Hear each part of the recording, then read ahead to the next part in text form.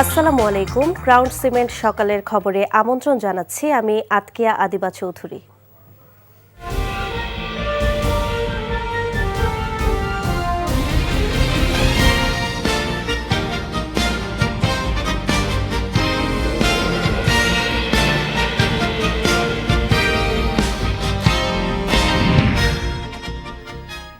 বিএনপির নির্বাচনী ইশতেহার ঘোষণা আজ বিকেল 3:30টায় রাজধানীর একটি হোটেলে আয়োজিত অনুষ্ঠানে এটি ঘোষণা করবেন দলের চেয়ারম্যান তারেক রহমান। দলটির মিডিয়া সেলের সদস্য সাইরুল কবির খান এ তথ্য নিশ্চিত করে জানান, ইশতেহার ঘোষণা অনুষ্ঠানে সভাপতিত্ব করবেন বিএনপি মহাসচিব মির্জা ফখরুল ইসলাম আলমগীর। অনুষ্ঠানটি পরিচালনা করবেন দলের স্থায়ী কমিটির সদস্য ও নির্বাচন পরিচালনা কমিটির চেয়ারম্যান নজরুল ইসলাম খান। ইশতেহারে বিএনপি ঘোষিত 31 দফা, জুলাই সনদ এবং তরুণ ভোটারদের আকাঙ্ক্ষাকে সর্বোচ্চ গুরুত্ব দেওয়া হয়েছে। এছাড়া গণতন্ত্র পুনরুদ্ধার, বিচার বিভাগের স্বাধীনতা নিশ্চিতকরণ, প্রশাসনের বিকেন্দ্রীকরণ, মানবাধিকার রক্ষা এবং দুর্নীতি বিরোধী কাঠামো শক্তিশালীকরণের বিষয়ে গুরুত্বপূর্ণ প্রতিশ্রুতি থাকবে। অর্থনীতি ও পররাষ্ট্রনীতির ক্ষেত্রেও বিশেষ দিক নির্দেশনা তুলে ধরা হবে বলেও দলীয় সূত্র জানিয়েছে। নির্বাচনী প্রচার ও রাজনৈতিক সফরের অংশ হিসেবে আজ 6 জেলার 7টি নির্বাচনী জনসভায় বক্তব্য রাখবেন জামায়াতে ইসলামীর আমির ডাক্তার শফিকুর রহমান। এই সফরকে ঘিরে উজ্জীবিত জামায়াতে ইসলামী সহ 11 দলীয় জোটের নেতাকর্মী ও সমর্থকরা। 7টি জনসভায় জামায়াতে জোটের প্রার্থীদের পরিচয় করিয়ে দিবেন দলীয় প্রধান ডাক্তার শফিকুর রহমান। সকালে বরিশালের মেহেদীগঞ্জের পাতারহাট আরসি কলেজ মাঠে জনসভায় বক্তব্য রাখবেন তিনি। ইতোমধ্যে জনসভাকে কেন্দ্র করে ঢল নেমেছে নেতাকর্মী ও সমর্থকদের। পরে পটুয়াখালী, পিরোজপুর, ঝালকাঠি সরকারি উচ্চ বিদ্যালয় মাঠ এবং নড়াইল ও ফরিদপুর সদরের বোয়ালমারী এলাকায় জনসভায় বক্তব্য রাখবেন জামায়াত আমির। শহীদ শরীফ ওসমান হাদী হত্যাকাণ্ডের তদন্তের চিঠি জাতিসংঘে ইস্যু না হওয়া পর্যন্ত আন্দোলন চালিয়ে যাওয়ার ঘোষণা দিয়েছেন ইনকিলাব মঞ্চের সদস্য সচিব আব্দুল্লাহ আল জাবের। গতরাতে সাংবাদিকদের এ তথ্য জানান তিনি অভিযোগ করেন, হাদী হত্যাকাণ্ডের সঙ্গে জড়িতদের এখনও শনাক্ত করতে পারেনি সরকার।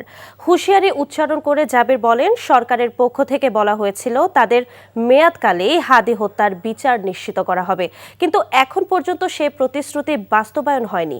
তিনি আরো বলেন, এই হত্যাকাণ্ডের বিচার নিশ্চিত করতে ব্যর্থ হলে দেশের জনগণ প্রধান উপদেষ্টাকে কখনো ক্ষমা করবে না। ইসলামী ছাত্র শিবিরের 49তম প্রতিষ্ঠা বার্ষিক আজ। এবারের প্রতিষ্ঠা বার্ষিকের প্রতিপাদ্য মেধা, সততা ও দেশপ্রেমে গড়ি আগামীর বাংলাদেশ। 1977 সালের 6 ফেব্রুয়ারি ঢাকা বিশ্ববিদ্যালয় কেন্দ্রীয় মসজিদ থেকে যাত্রা শুরু করে সংগঠনটি। প্রতিষ্ঠাতা সভাপতি ছিলেন শহীদ মীর কাশেম আলী ও সেক্রেটারি ডক্টর আব্দুল বারী। অনেক বাধা এবং রক্তরাঙা পথ পাড়ি দিয়ে এশিয়ার অন্যতম বড় ছাত্র সংগঠন ছাত্র শিবির। ঢাকা বিশ্ববিদ্যালয় সহ দেশের শীর্ষ পাবলিক বিশ্ববিদ্যালয়গুলোর সবশেষ ছাত্র সংসদ নির্বাচনে তারা নিরঙ্কুশ বিজয় অর্জন করেছে। দিবসটি পালন করতে রাজধানী সহ সারা দেশে নানা কর্মসূচি গ্রহণ করেছে সংগঠনটি। খেলার খবর, ক্রিকেট। অদম্য বাংলাদেশ টি-20 কাপ 2026 টুর্নামেন্টের দ্বিতীয় ম্যাচে ধূমকেতু একাদশের প্রতিপক্ষ দুর্বার একাদশ। মিরপুর শেরেবাংলা স্টেডিয়ামে সন্ধ্যা 6টায় শুরু হবে খেলা। টি-20 বিশ্বকাপে নেই বাংলাদেশ, তবে ক্রিকেটারদের যেন দীর্ঘদিন মাঠের বাইরে বসে থাকতে না হয়, সেজন্য নতুন এই টুর্নামেন্টের আয়োজন করছে বাংলাদেশ ক্রিকেট বোর্ড বিসিবি।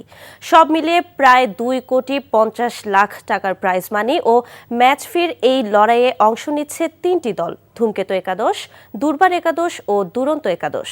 প্রথম ম্যাচে দুরন্ত একাদশকে 6 উইকেটে হারিয়েছে ধূমকেতু। জাতীয় দলের আদলেই তৈরি হয়েছে এই দলটি। অন্যদিকে বাংলাদেশ এ দল নিয়ে গঠন করা হয়েছে দুর্বার একাদশ। টি-20 বিশ্বকাপে ভারত ম্যাচ বয়কটের ঘোষণা থেকে সরে আসতে পাকিস্তানের প্রতি পুনরায় বিবেচনার জন্য অনুরোধ জানিয়েছে শ্রীলঙ্কা ক্রিকেট বোর্ড। ভারতের মাটিতে খেলতে না চাওয়ায় বাংলাদেশকে বাদ দেওয়ার প্রতিবাদ জানিয়ে ওই ম্যাচটি বয়কটের ঘোষণা দিয়েছিল পাকিস্তান সরকার। এসএলসি জানিয়েছে, এই বয়কটের সিদ্ধান্ত আর্থিকভাবে ক্ষতিগ্রস্ত হওয়ার পাশাপাশি দ্বীপ রাষ্ট্রটির পর্যটন খাতেও নেতিবাচক প্রভাব ফেলবে। 2022 সালের পর থেকে এখনও অর্থনৈতিক বিপর্যয় কাটিয়ে ওঠার চেষ্টা করছে তারা। পাকিস্তানের ভারত ম্যাচ বয়কটের ঘোষণা দেওয়ার পর থেকেই অবশ্য তাদের সিদ্ধান্ত বদলানোর প্রচেষ্টা শুরু হয় আইসিসির তরফে। ম্যাচ খেলার কথা পাকিস্তান সরকার সামাজিক মাধ্যম ও গণমাধ্যমে জানালেও সরাসরি চিঠি দেয়নি আইসিসিকে। তবে আইসিসি তাৎক্ষণিকভাবে সুর নমনীয় করে বিষয়টি পুনর্বিবেচনার আহ্বান জানায়। সকালের খবর এইটুকুই। এই খবরের ভিডিও সহ আপডেট জানতে ভিজিট করুন এনটিভি অনলাইন www.ntvpt.com। এছাড়াও এনটিভির জনপ্রিয় সব অনুষ্ঠান ও খবরের আপডেট জানতে ভিজিট করুন আমাদের ইউটিউব ও ভেরিফাইড ফেসবুক পেজ। 12টায় মধ্যাহ্নের খবর দেখার আমন্ত্রণ রইল। ধন্যবাদ সবাইকে।